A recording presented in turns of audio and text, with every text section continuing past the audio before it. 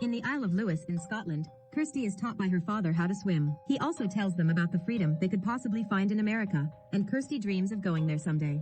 Years pass, and the father dies of cancer. Kristy lives with her sister Annie and her mother Mary, and together they take care of the farm. To carry his dad's memory with her, Kristy always wears his cross necklace. One afternoon, the sisters are invited to the road dance, a gathering the village often organizes to have some fun at the end of the day.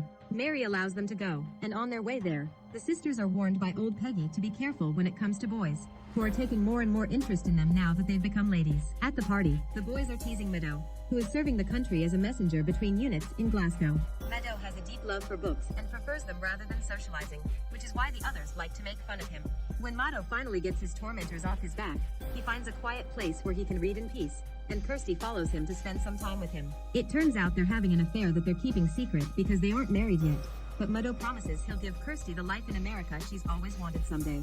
Their little meeting is cut short when they see old Skipper hanging around, so they decide to leave not to be found. The next Sunday, after attending Mass, Kristy takes Meadow to the beach where her father used to take her swimming and learns that Meadow's own father never made it back after a fishing accident. Meadow never learned how to swim, thus Kristy promises to teach him one day. That afternoon, the lovebirds have their first kiss.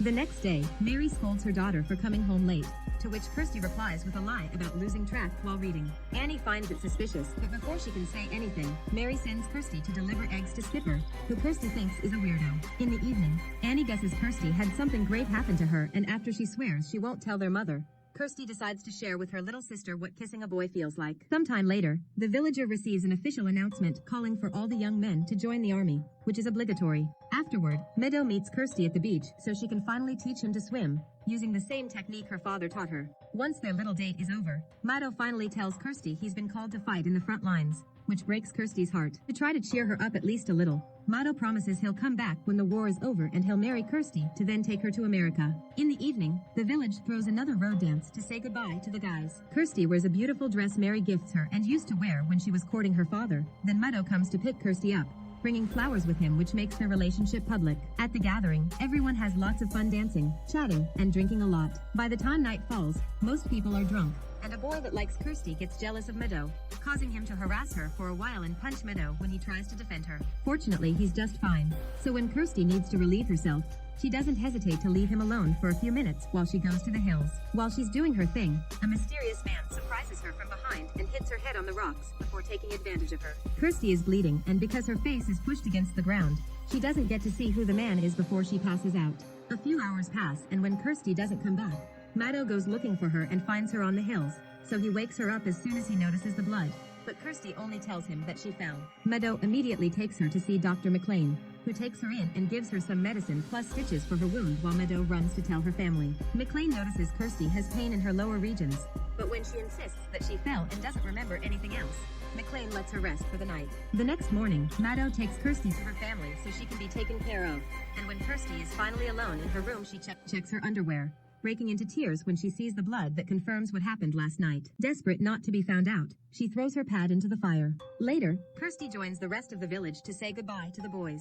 Meadow reminds his brother to take good care of their mom before giving Kristy a book with his favorite quotes. He also gives her enough money to take a ship to America in case he doesn't make it back. In return, Kristy gives him her father's necklace, but she refuses to kiss him because she still feels dirty. After all the boys leave with a blessing from the priest, Kristy goes back to the hills where everything happened and privately has a full breakdown, unaware that Skipper is watching from afar. That night, Kristy has nightmares of the attack, and Mary has to wake her up to stop all the screaming. The next morning, Constable McRae comes to check on Kristy because Peggy had been worried about her, but once again Kristy promises it had been just a fall and nothing else.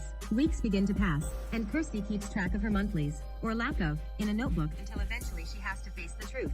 She's pregnant.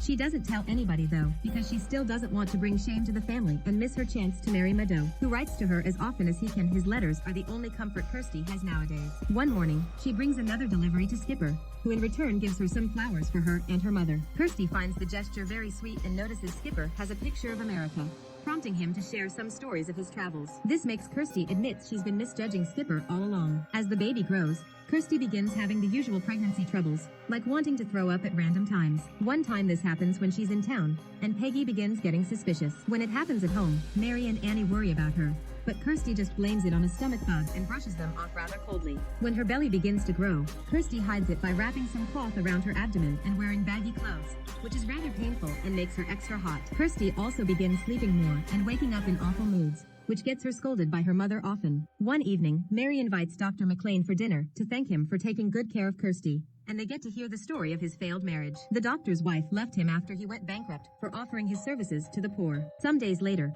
Kristy overhears the mailman saying the army is starting to think they'll need to get the women's help too. He also brings a telegram for the neighbors saying their son died in battle. Desperate to help her country so the same doesn't happen to Meadow, Kristy drags Annie with her to ask Peggy to start a group of knitters, since the army takes donations of all kinds of garments. Peggy is happy to teach all the girls in town, but she can't help wondering why Kristy keeps wearing such a thick, big coat. To avoid answering the question, Kristy says she isn't feeling well and flees to the hills, where she takes off the binding cloth to get some relief from the pain and takes the chance to read Meadow's latest letter. Her reading is suddenly interrupted by Annie, who expresses worry for her sister after finding the binding cloth on the ground. Since Annie won't stop begging for an explanation for Kirsty's weird moods, Kristy makes her promise she won't tell anyone and finally confesses she's pregnant. Annie stays supportive and assumes Meadow is the father, but Kristy doesn't correct her. Some days later, one of the boys returns to the village because he lost an arm and couldn't be a soldier anymore. He also brings bad news. Meadow has disappeared. In the middle of a battle, he went against enemy fire to save 2 of his friends, but he never came back.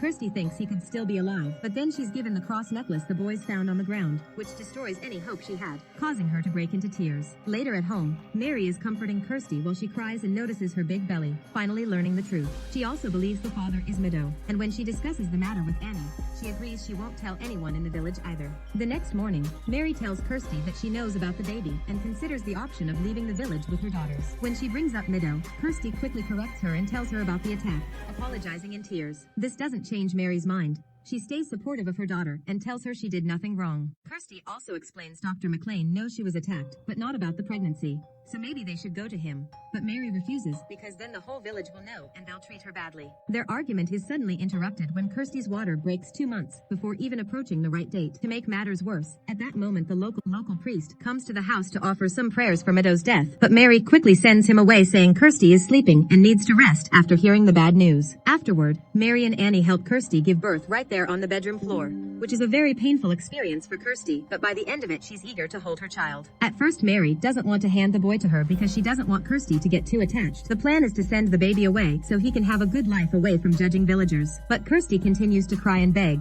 thus Mary gives in and allows her to hold the baby for just a moment before taking him away from the night. Kristy wants to keep the boy, but Mary reminds her that for now she needs to rest and they can discuss things in the morning. After Kristy falls asleep, Mary takes care of the baby, but he won't drink milk and he looks extremely pale, most likely because he was born early. Annie doesn't want the baby to go, and Mary explains she would love to keep him too, but the boy deserves to have a good life if he survives the night at all. Kristy, who had only been pretending to be asleep, overhears all this and waits for her family to fall asleep to take the baby and leave the house in the middle of the night, intending to take him to the doctor. Unfortunately, Mary had been right and the baby dies while Kristy is still crossing the hills. When Kristy notices, she apologizes in tears and puts her necklace inside the baby's clothes before deciding to end things because she feels guilty for the baby's death. At that moment, Annie and Mary arrive, but it's too late. The baby is taken away by the waves and Kristy almost drowns. As she begins remembering her father's swimming lessons, Annie appears in the water and helps her sister out. In the morning, Skipper finds the baby on the shore and tells McCrae, who immediately goes to see the doctor to ask him if he knew of any pregnant women in the village. McLean responds he doesn't.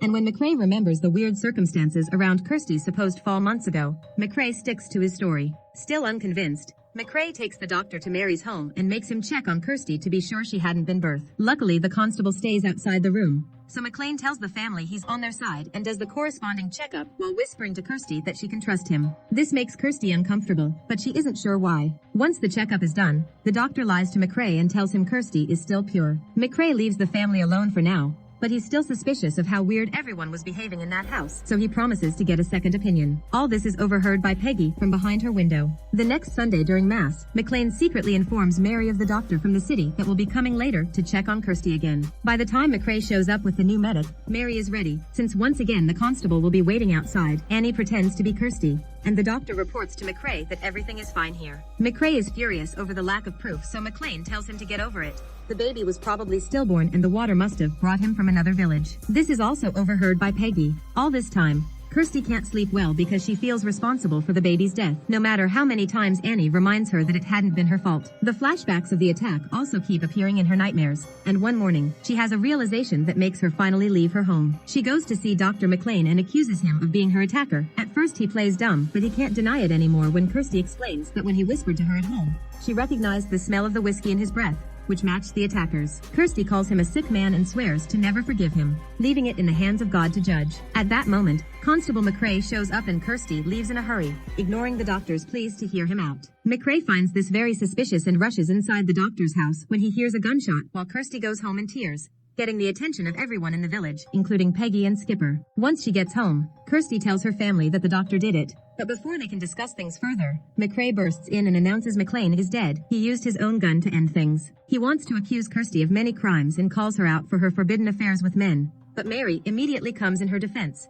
explaining McLean attacked her and that a secret dark past would explain why a supposedly great doctor suddenly came to this village in the middle of nowhere. Suddenly, Peggy shows up as well and sends McRae away with fury, pointing out McLean had had a choice, but Kristy hadn't. Knowing he can't go against the village's elder, McRae drops the subject and leaves the family to comfort each other. A year later, Kristy finally feels well enough to leave for America with the ship money Meadow had left her. The whole village comes to say goodbye to her, and Skipper takes the chance to give her back her necklace, which he rescued from the baby before he was buried. Weeks later, Kristy is living in New York at peace when suddenly someone knocks at the door. To her shock, it's Meadow himself. It turns out the Germans had found him and kept him as a prisoner until the war ended, and when he returned home, Mary told him everything that happened. Meadow apologizes for not having been there for Kristy, but he's ready for them to start a new life now, and the couple finally gets to kiss again.